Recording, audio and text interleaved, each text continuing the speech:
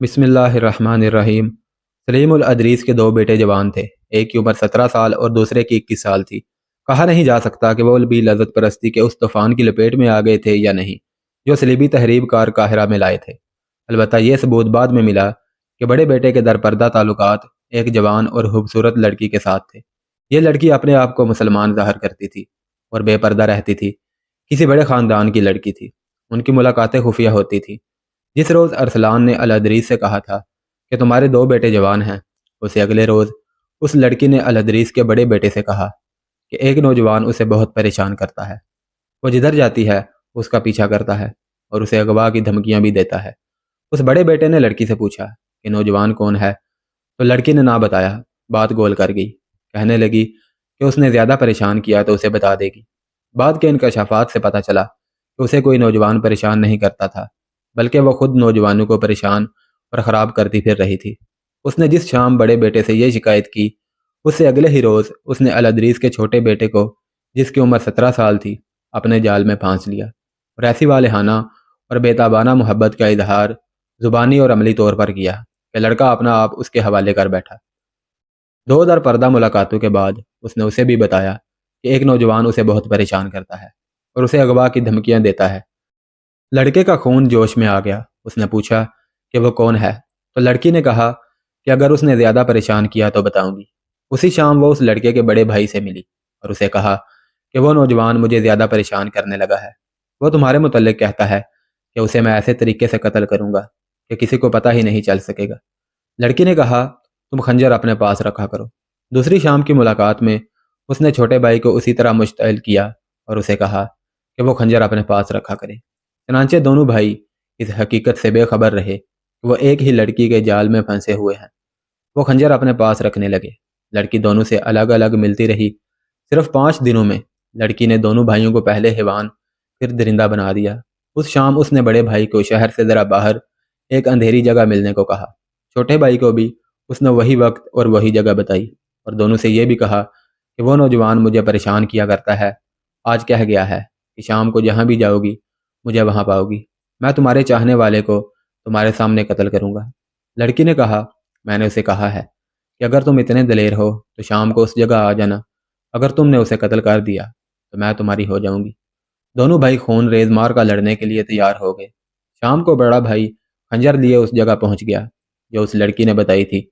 اس نے ایسی استادی کا مظاہرہ کیا کہ جگہ اندھیری کا انتخاب کیا اور یہ بھی خیال رکھا کہ دونوں بھائی اس کے پہنچنے سے پہلے ہی اکٹھے ہو کر ایک دوسرے کو پہچان نہ لیں۔ وہ وہاں پہنچی تو بڑے بھائی کو وہاں موجود پایا۔ اسے بتایا کہ وہ نوجوان میرے پیچھے آ رہا ہے۔ بڑے بھائی نے خنجر نکال لیا اور فوراً ہی بعد چھوٹا بھائی آ گیا۔ لڑکی نے بڑے بھائی سے کہا کہ وہ آ گیا ہے، لیکن میں نہیں چاہتی کہ خون خرابہ ہو۔ میں اسے کہتی ہوں کہ وہ چلا جائے۔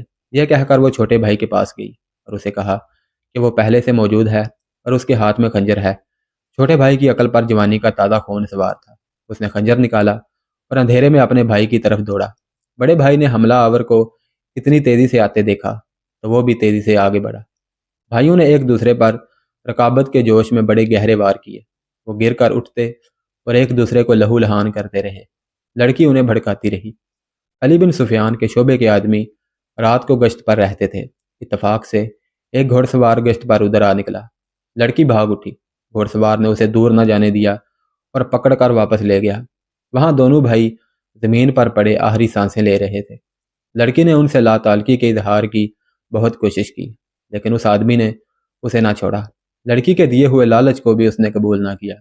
اس نے پکار پکار کر گشتی پہرہ داروں کو بلا لیا۔ اس وقت تک دونوں بھائی مر چکے تھے۔ لڑکی کو اسی وقت علی بن سفیان کے پاس لے گئے۔ لاشیں بھی لائی گئیں۔ روشنی میں دیکھا تو دونوں بھائی تھے۔ سلیم الادریس کو اطلاع دی گئی۔ تصور کیا جا سکتا ہے کہ اپنے جوان بیٹوں کی لاشیں دیکھ کر اس کا کیا حشر ہوا ہوگا۔ لڑکی نے الٹے سیدھے بیان دیے، مگر وہ اس سوال کا جواب دینے سے گریز کر رہی تھی کہ وہ کس کی بیٹی ہے اور کہاں رہتی ہے۔ الادریس بہت بری ذہنی حالت میں تھا۔ اس نے غصے سے کانپتی ہوئی آواز میں کہا اسے شکنجے میں ڈالو علی، اس طرح یہ کچھ نہیں بتائے گی۔ بتانے کے لیے ہے ہی کیا؟ لڑکی نے بھی غصے میں کہا۔ بڑے بھائی کی لاش کی طرف اشارہ کر کے بولی اس نے مجھے بلایا تھا، میں چلی گئی۔ اوپر سے چھوٹا بھائی آ گیا۔ دونوں نے خنجر نکال لیے اور لڑ پڑے۔ میں ڈر کے مارے بھاگ اٹھی۔ اور ایک گھڑ سوار نے مجھے پکڑ لیا۔ میں اپنے باپ کا نام اس لیے نہیں بتاتی کہ اس کی بھی رسوائی ہوگی۔ علی بن سفیان کا دماغ حاضر تھا۔ اسے یاد آ گیا کہ ارسلان اور الادریس کی آپس میں ترش کلامی ہوئی تھی۔ ارسلان اس کے مشتبہ کی فہرست میں تھا اور یہ بھی جانتا تھا کہ اس کے گھر کے اندر کیا ہو رہا ہے۔ اس نے الادریس کو آنکھ سے اشارہ کر کے کہا، یہ لڑکی کوئی بھی ہے، یہ قاتل نہیں، یہ دو جوانوں کو اکیلے قتل نہیں کر سکتی۔ اس نے سچ بات بتا دی ہے، میں اس کے خلاف کوئی کارروائی نہیں کر سکتا۔ اس نے لڑکی سے کہا، جاؤ، تم آزاد ہو، آئندہ کسی کے ساتھ اتنی دور نہ جانا ورنہ قتل ہو جاؤ گی۔ لڑکی بڑی تیزی سے کمرے سے نکل گئی۔ علی بن سفیان نے اپنے دو مخبروں سے کہا کہ ان میں سے ایک لڑکی کا راستہ دیکھ کر دوسرے راستے سے ارسلان کے گھر کے بڑے دروازے سے ذرا دور چھپ جائے، اور دوسرا ایسے طریقے سے لڑکی کا تعاقب کرے کہ لڑکی کو پتہ نہ چلے، اور وہ جہاں بھی جائے فوراً اطلاع دی جائے۔ دونوں آدمی چلے گئے۔ لڑکی تیز تیز قدم اٹھاتی جا رہی تھی اور اس کا تعاقب ہو رہا تھا۔ علی بن سفیان کا شک ٹھیک ثابت ہوا۔ لڑکی ارسلان کے گھر چلی گئی۔ وہاں ایک آدمی موجود تھا۔ اس نے آ کر اطلاع دی کہ لڑکی اس گھر میں داخل ہوئی ہے۔ جب الادریس کو معلوم ہوا کہ لڑکی کا تعلق ارسلان کے گھر سے ہے تو اس نے علی بن سفیان کو بتایا کہ ارسلان نے اسے کہا تھا کہ تمہارے دو جوان بیٹے ہیں، مگر الادریس یہ اشارہ نہیں سمجھ سکا تھا۔ صاف ظاہر ہو گیا کہ یہ ارسلان کی کارستانی ہے۔ دونوں بھائیوں کو اسی نے اس عجیب و غریب سے طریقے سے ایک دوسرے کے ہاتھوں قتل کرایا ہے۔ الادریس نے حاکم اعلیٰ کو اطلاع دی۔ پولیس کا سربراہ غیاث بلبیس بھی آ گیا۔ علی بن سفیان کو بھی خصوصی اختیارات حاصل تھے۔ انہوں نے فیصلہ کیا کہ ارسلان کے گھر چھاپا مار کر اسے گھر میں ہی نظر بند کر دیا جائے۔ اب میں سلیم الادریس کو بتاؤں گا کہ میں کیوں اتنی دلیری سے باتیں کرتا ہوں۔ ارسلان نے اس لڑکی کی کامیابی کی روداد سن کر کہا، میں اسے بتاؤں گا کہ میں کیا کر سکتا ہوں۔ اس نے لڑکی کو شراب پیش کی اور دونوں کامیابی کا جشن منانے لگے۔ ان کا جشن ابھی ختم نہیں ہوا تھا کہ بغیر اطلاع کے کوئی اندر آ گیا۔ یہ الادریس تھا۔ اس نے ارسلان اور لڑکی کو نشے اور عریانی کی حالت میں دیکھا اور لڑکی کو پہچان لیا۔ ارسلان نے نشے کی حالت میں کہا، اپنے بیٹے کو قتل کرا کے تم میرے ہاتھوں قتل ہونے آئے ہو۔ دربان کہاں ہے؟ یہ شخص میری جنت میں بغیر اجازت کیوں کر آ گیا ہے؟ اتنے میں شہر کا وہ حاکم اعلیٰ اندر آیا جس کے پاس امیر مصر کے اختیارات تھے۔ اس کے ساتھ غیاث بلبیس اور علی بن سفیان تھے۔ لڑکی کو گرفتار کر لیا گیا۔ ارسلان کے تمام ملازموں اور گھر کے دیگر افراد کو باہر نکال کر اس کے محل جیسے مکان کے اندر اور باہر فوج کا پہرا کھڑا کر دیا گیا۔ اس کے گھر میں ایک تہہ خانہ برآمد ہوا جو بہت ہی وسیع اور گہرا تھا۔ وہاں سے تیر کمانوں اور برچھیوں کے انبار نکلے۔ ایک ڈھیر خنجروں کا تھا، آتش گیر مادہ بھی تھا۔ ایک صندوق میں حشیش اور زہر برآمد ہوئے۔ ایک اور کمرے میں سونے کی اینٹیں اور اشرفیوں کی تھیلیاں برآمد ہوئیں۔ اس نے اپنی پرانی دو بیویوں اور ان کے بچوں کو کہیں اور بھیج رکھا تھا۔ گھر میں 3 لڑکیاں تھیں، تینوں ایک سے بڑھ کر ایک خوبصورت تھیں اور تینوں غیر مسلم تھیں۔ رات ہی رات ملازموں کی چھان بین کر لی گئی۔ ان میں سے 3 صلیبیوں کے جاسوس نکلے۔ کیا تم خود بتاؤ گے کہ تمہارے عزائم کیا ہیں؟ حاکم اعلیٰ نے ارسلان سے پوچھا۔ یہ مال و دولت اور اسلحہ کے یہ انبار تمہیں سزائے موت دلانے کے لیے کافی ہیں۔ پھر سزائے موت دے دو، اس نے نشے کی حالت میں کہا۔ اگر مجھے جان ہی دینی ہے تو خاموشی سے کیوں نہ مر جاؤں۔ خدا کی نگاہ میں یہ بہت بڑی نیکی ہوگی کہ تم ہمیں اور اس کے نام لیواؤں کو خطروں سے آگاہ کر دو، حاکم اعلیٰ نے کہا۔ مجھے امید ہے کہ اسی نیکی کے بدلے خدا تمہارے اتنے گناہ بخش دے گا۔ تم لوگ تو مجھے نہیں بخشو گے، ارسلان نے کہا۔ سلطان ایوبی اس سے بھی بڑے گناہ بخش دیا کرتا ہے، علی بن سفیان نے کہا۔ آپ کے بچنے کی صورت پیدا ہو سکتی ہے۔ آپ بتا دیں کہ یہاں کس قسم کی تحریب کاری ہو رہی ہے، کچھ اور لوگ گرفتار کرا دیں۔ وہ کمرے میں ٹہل رہا تھا، باقی لوگ ادھر ادھر بیٹھے تھے۔ الادریس نے اپنی خنجر نما تلوار کمر سے باندھ رکھی تھی۔ ارسلان خاموشی سے ٹہلتے ٹہلتے اس کے قریب گیا اور بڑی ہی تیزی سے اس کی میان سے تلوار نکال کر اپنے سینے اور پیٹ کے درمیان رکھی، پیشتر اس کے کہ اسے تلوار چھینی جاتی۔ اس نے دستے پر دونوں ہاتھ رکھ کر پوری طاقت سے تلوار اپنے پیٹ میں گھونپ لی۔ وہ اپنے بستر پر گرا۔ دوسرے آدمی تلوار اس کے پیٹ سے نکالنے لگے تو اس نے کہا، رہنے دو، میری 2-3 باتیں سن لو۔ مر جاؤں گا تو تلوار نکال لینا۔ میں نے اپنے آپ کو سزا دے دی ہے۔ میں زندہ صلاح الدین ایوبی کے سامنے نہیں جانا چاہتا تھا کیونکہ وہ مجھے اپنا وفادار دوست سمجھتا تھا۔ میں تمہارے کسی سوال کا جواب نہیں دوں گا۔ تلوار اپنا کام کر چکی ہے۔ ہوش کرو، مصر سخت خطرے میں ہے۔ مصر میں جو فوج ہے وہ بغاوت کے لیے تیار ہے۔ فوجوں کی رفت کو میں نے ناپید کیا ہے۔ سپاہیوں کو کھانے کے لیے کچھ نہیں ملتا، صلیبی تحریب کاروں نے فوج میں یہ بات پھیلا دی ہے کہ محاذوں پر بکرے، اناج اور شراب جاری ہے، اور وہاں کے سپاہیوں کو مال غنیمت سے مالا مال کر کے عیاشی کرائی جا رہی ہے۔ میرے گروہ میں اچھے عہدوں کے لوگ ہیں، میں کسی کا نام نہیں بتاؤں گا۔ فاطمی اور فدائی تباہ کاری کی پوری تیاری کر چکے ہیں، تم بغاوت کو روک نہیں سکو گے۔ نئی فوج لاؤ، حالات تمہارے قابو سے۔ وہ فکرہ مکمل کیے بغیر مر گیا۔ اس کے گھر سے جو 3 لڑکیاں برآمد ہوئی تھیں، وہ بھی اس کے فکرے کو مکمل نہ کر سکی۔ انہوں نے اپنے متعلق بتایا کہ انہیں ہلاکی تحریب کاری اور مردوں کو پھانس کر استعمال کرنے کے لیے بھیجا گیا تھا۔ ارسلان کے گھر راتوں کو محفلیں جمع کرتی تھی، جس میں فوج اور انتظامیہ کے افسر آیا کرتے تھے۔ ان کی خفیہ ملاقاتیں اور اجلاس ان لڑکیوں کے بغیر ہوتے تھے۔ لڑکیوں نے یہ تصدیق کر دی کہ مصر میں بغاوت کے لیے زمین ہموار کر دی گئی ہے۔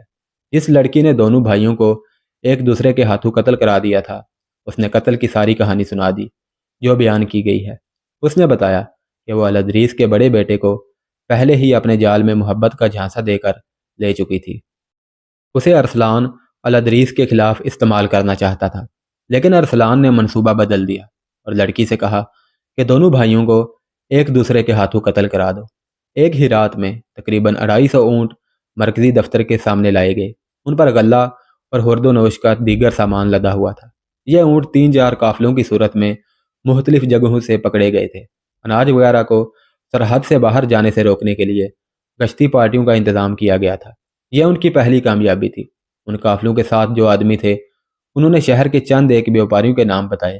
ان بیوپاریوں نے تمام غلہ اور دیگر سامان زیر زمین کر لیا تھا۔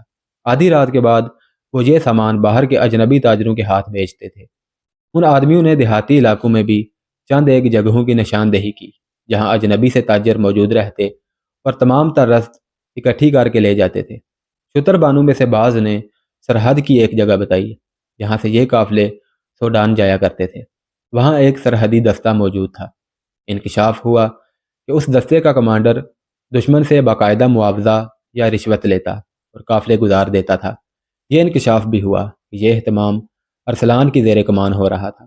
یہ ان سینکڑوں میں سے چند ایک واقعات ہیں جو سلطان ایوبی کی غیر حاضری میں مصر کو اپنی لپیٹ میں لیے ہوئے تھے۔ الادریس اور دیگر اعلیٰ حکام نے ارسلان کی غداری اور الادریس کے بیٹوں کی موت اور دیگر واقعات پر غور کرنے کے لیے اجلاس منعقد کیا۔ علی بن سفیان اور غیاث بلبیس نے یہ مشورہ دیا کہ حالات اتنے بگڑ گئے ہیں کہ ان کے بس میں نہیں رہے۔ بیشتر اس کے کہ مصر میں بغاوت ہو جائے یا فاطمیوں کے اور فدائیوں کے ہاتھوں کوئی اعلیٰ شخصیت قتل ہو جائے۔ سلطان ایوبی کو مکمل حالات سے آگاہ کر دیا جائے اور انہیں مشورہ دیا جائے کہ ممکن ہو سکے تو وہ کرک کا محاصرہ اپنے نائبین کے سپرد کر کے قاہرہ آ جائیں۔ ایک قاصد کو تو پہلے ہی بھیج دیا گیا تھا، مگر اسے تفصیلات نہیں بتائی گئی تھی۔ اب سنگین وارداتیں ہو گئیں تو اجلاس میں فیصلہ ہوا کہ علی بن سفیان محاذ پر سلطان ایوبی کے پاس جائے۔ کرک کے محاصرے کو 2 مہینے گزر گئے تھے، مگر کامیابی کی کوئی صورت نظر نہیں آتی تھی۔ صلیبیوں نے دفاع کے غیر معمولی انتظامات کر رکھے تھے۔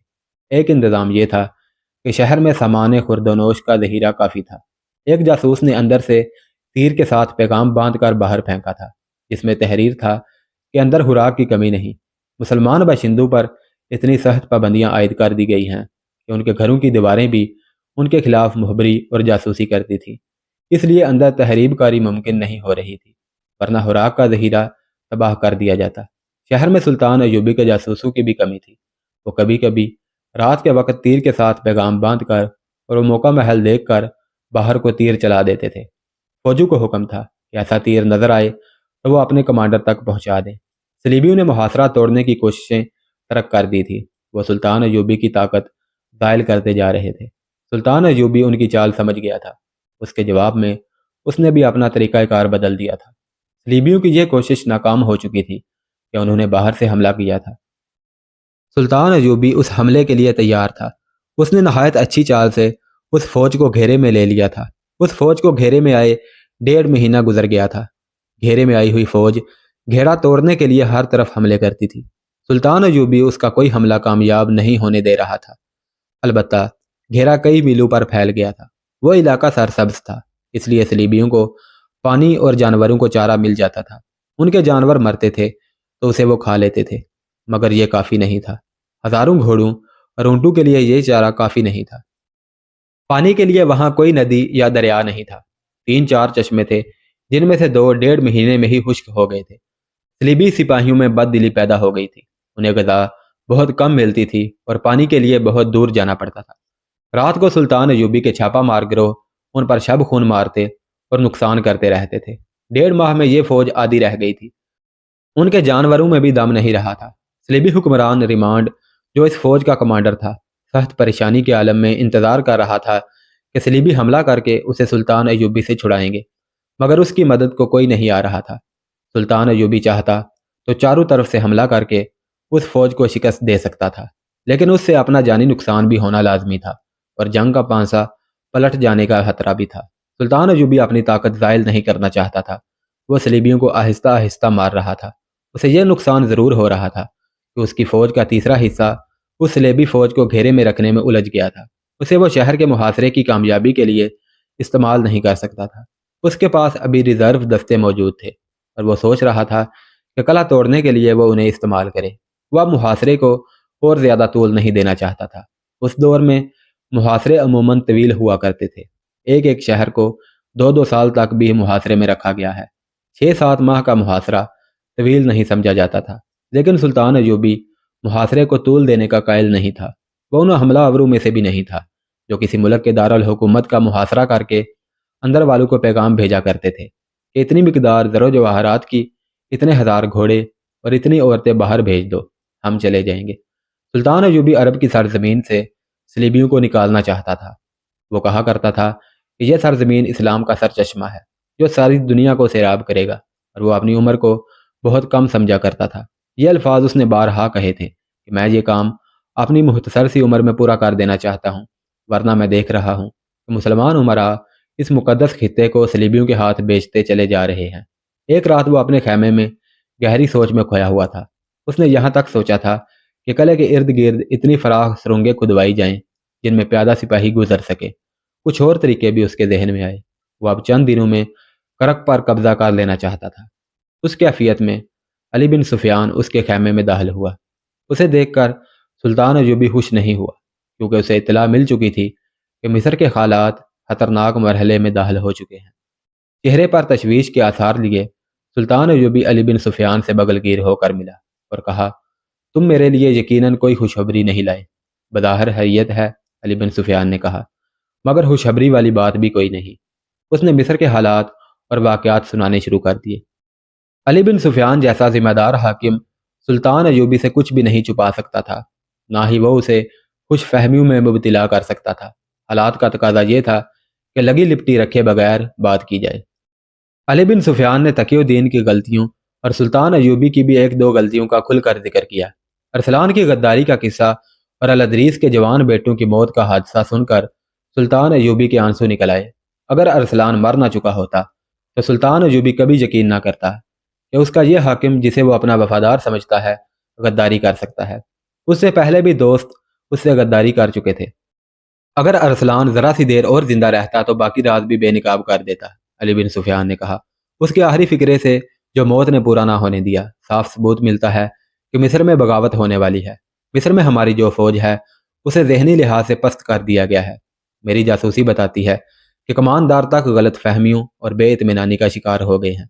फौज के लिए गले और गोश्त की किल्लत पैदा करके यह बेबुनियाद बात फैला दी गई है कि तमाम तर रस्द महाजों पर भेजी जा रही है, और यह भी कि फौज का माल हाकिम बेच कर खा रहे हैं। दुश्मन की साजिश पूरी तरह कामयाब है। दुश्मन की साजिश उसी मुल्क में कामयाब होती है जहाँ के चंद एक अफराद दुश्मन का साथ देने पर उतर आते हैं। सुल्तान अयूबी ने कहा, अगर हमारे अपने भाई दुश्मन का आलाकार बन जाएं तो हम दुश्मन का क्या बिगाड़ सकते हैं। जिस तरह अल्लाह के इन शेरों के जज्बे के जोर पर और उनकी जानें कुर्बान करके सलीबियों को मैदान जंग में नाकू चने चुबवा रहा हूँ, उसी तरह मेरे हाकिम भी पक्के मुसलमान होते तो आज किबला अव्वल आज़ाद होता और हमारी अजानें यूरोप के कलीसाओं में गूंज रही होती। मगर मैं मिस्र में कैद होकर रह गया हूँ। मेरे जज्बे और मेरा आज़म जंजीरों में जकड़े गए हैं। उसने कुछ देर की गहरी खामोशी और सोच के बाद कहा, मुझे सबसे पहले उन गद्दारों को ख़त्म करना होगा, वरना ये कौम को दीमक की तरह खाते रहेंगे। मैं ये मशवरा लेकर आया हूँ कि अगर महाज आपको इजाज़त दे तो मिस्र चलिए, अली बिन सुफियान ने कहा। میں حقائق سے چشم پوشی نہیں کر سکتا علی، سلطان ایوبی نے کہا، لیکن میں یہ اظہار کیے بغیر بھی نہیں رہ سکتا کہ میرے ہاتھوں سے صلیبیوں کی گردن اور فلسطین چھڑانے والے میرے بھائی ہیں۔ علی بن سفیان، اگر میں نے غداروں کو، اسلام کے دشمنوں کے ساتھ دوستی کرنے والے مسلمانوں کو ابھی ختم نہ کیا تو یہ کبھی ختم نہ ہوں گے، اور ہماری تاریخ کو یہ گروہ ہمیشہ شرمسار کرتا رہے گا۔ قوم میں ہر دور میں یہ گروہ موجود رہے گا جو دین اور رسول اللہ صلی اللہ علیہ وسلم کے دشمنوں سے دوستی کر کے اسلام کی جڑیں کھوکھلی کرتا رہے گا۔ اس نے پوچھا، سوڈان کے محاذ کی کیا خبر ہے؟ میں نے تقی الدین کو پیغام بھیج دیا تھا کہ اس محاذ کو سمیٹنا شروع کر دو۔ مصر میں کسی کو معلوم نہیں کہ آپ نے یہ حکم دیا ہے، علی بن سفیان نے کہا، اور کسی کو معلوم ہونا بھی نہیں چاہیے، سلطان ایوبی نے کہا۔ اس نے دربان کو بلایا اور کہا، کاتب کو فوراً بلا لاؤ۔ کاتب کاغذ اور قلمدان لے کر آیا تو سلطان ایوبی نے کہا، لکھو، قابل سعد احترام نور الدین زنگی۔ وہ قاصد بڑا ہی تیز رفتار تھا جس نے سلطان ایوبی کا پیغام اگلی رات کے آخری پہر بغداد میں نور الدین زنگی تک پہنچا دیا۔ سلطان ایوبی نے اسے کہا تھا کہ راستے میں ہر چوکی پر اسے تازہ دم گھوڑا مل جائے گا، لیکن وہ گھوڑا صرف تبدیل کرے، خود آرام اور کھانے کے لیے نہ رکے۔ اگر رات کو نور الدین زنگی کے پاس پہنچے تو دربان سے کہہ دے کہ انہیں جگا دے۔ اگر زنگی خفگی کا اظہار کرے تو کہہ دینا کہ صلاح الدین ایوبی نے کہا ہے کہ ہم سب جاگ رہے ہیں۔ قاصد جب نور الدین زنگی کے دروازے پر پہنچا تو محافظ دستے نے اسے روک دیا اور کہا کہ پیغام صبح دیا جائے گا۔ قاصد نے گھوڑے تو کئی بدلے تھے مگر کہیں پانی کا ایک گھونٹ پینے کے لیے بھی نہیں رکا تھا۔ تھکن، بھوک، پیاس اور 2 راتوں کی بیداری سے وہ لاش بن گیا تھا۔ زبان پیاس سے اکڑ گئی تھی، وہ پاؤں پر کھڑا نہیں ہو سکتا تھا اور اس کے منہ سے بات نہیں نکلتی تھی۔ اس نے اشاروں میں بتایا کہ پیغام بہت ضروری ہے۔ نور الدین زنگی نے بھی سلطان ایوبی کی طرح اپنے خصوصی عملے دربان اور اپنے باڈی گارڈز کے کمانڈر کو کہہ رکھا تھا کہ کوئی ضروری بات یا پیغام ہو تو اس کی نیند اور آرام کی پرواہ نہ کی جائے۔ قاصد کی حالت دیکھ کر باڈی گارڈز نے اندر جا کر نور الدین زنگی کی خوابگاہ کا دروازہ کھٹکھٹایا۔ وہ باہر آ گیا اور پیغام اور قاصد کو ملاقات کے کمرے میں لے گیا۔ قاصد کمرے میں داخل ہوتے ہی گر پڑا۔ زنگی نے اپنے ملازموں کو بلایا اور قاصد کی دیکھ بھال کرنے کو کہا۔ اس نے پیغام پڑھنا شروع کیا۔ سلطان ایوبی نے لکھا تھا، آپ پر اللہ تعالیٰ کی رحمت ہو۔ میرا پیغام آپ کو خوش نہیں کرے گا۔ آپ کے لیے خوشی اور اطمینان کی بات صرف یہ ہے کہ میں نے حوصلہ نہیں چھوڑا، آپ کے ساتھ کیا ہوا عہد پورا کر رہا ہوں۔ آپ میرے پاس تشریف لائیں گے تو تمام حالات سناؤں گا۔ میں نے کرک کو محاصرے میں لے رکھا ہے، ابھی کامیابی نہیں ہوئی، اتنی کامیابی حاصل کر چکا ہوں کہ صلیبیوں کی ایک فوج نے شاہ رمانڈ کی سرکردگی میں باہر سے مجھ پر حملہ کیا تھا۔ میں نے محفوظہ سے اسے گھیرے میں لے لیا ہے۔ اب تک اس کی آدھی فوج ختم کر چکا ہوں۔ بھوکے صلیبی اپنے گھوڑوں اور اونٹوں کو کھا رہے ہیں جو انہیں اتنی دور سے یہاں لائے تھے۔ میں اس کوشش میں ہوں کہ رمانڈ کو زندہ پکڑ لوں، مگر کرک کا محاصرہ لمبا ہوتا جا رہا ہے۔ صلیبیوں کا دماغ اور طریقہ جنگ پہلے سے بہت بہتر ہے۔ میں محاصرے کو کامیاب کرنے کے طریقے سوچ رہا تھا اور مجھے امید تھی کہ میرے جانباز مجاہد کلا توڑ دیں گے۔ وہ جس جذبے سے لڑ رہے ہیں وہ آپ کو حیران کر دے گا۔ مگر سوڈان میں میرا بھائی تقی الدین ناکام ہو گیا ہے۔ اس کی غلطی کہ اس نے اجنبی صحرا میں جا کر فوج کو پھیلا دیا ہے۔ وہ مدد مانگ رہا ہے۔ میں نے اسے محاذ سمیٹنے اور واپس آنے کو کہہ دیا ہے۔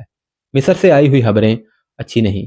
غداروں اور ایمان فروشوں نے دشمن کا اعلی کار بن کر مصر میں بغاوت اور صلیبی جلگار کے لیے راستہ صاف کر دیا ہے۔ علی بن سفیان کو آپ اچھی طرح جانتے ہیں، وہ خود میرے پاس آیا ہے۔ میں اس کے مشورے کو نظر انداز نہیں کر سکتا کہ میں مصر چلا جاؤں۔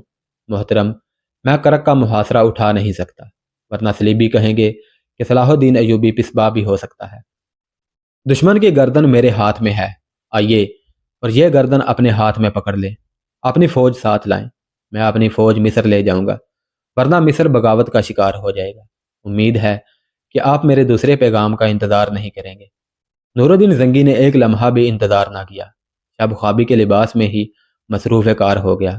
فوجی حکام کو بلا لیا، انہیں حکام دیے، اور دن ابھی آدھا بھی نہیں گزرا تھا کہ اس کی فوج کرک کی سمت کو کوچ کر چکی تھی۔ زنگی وہ مرد مجاہد تھا جس کا نام سن کر صلیبی بدک جاتے تھے۔ اس کے سینے میں ایمان کی شمع روشن تھی۔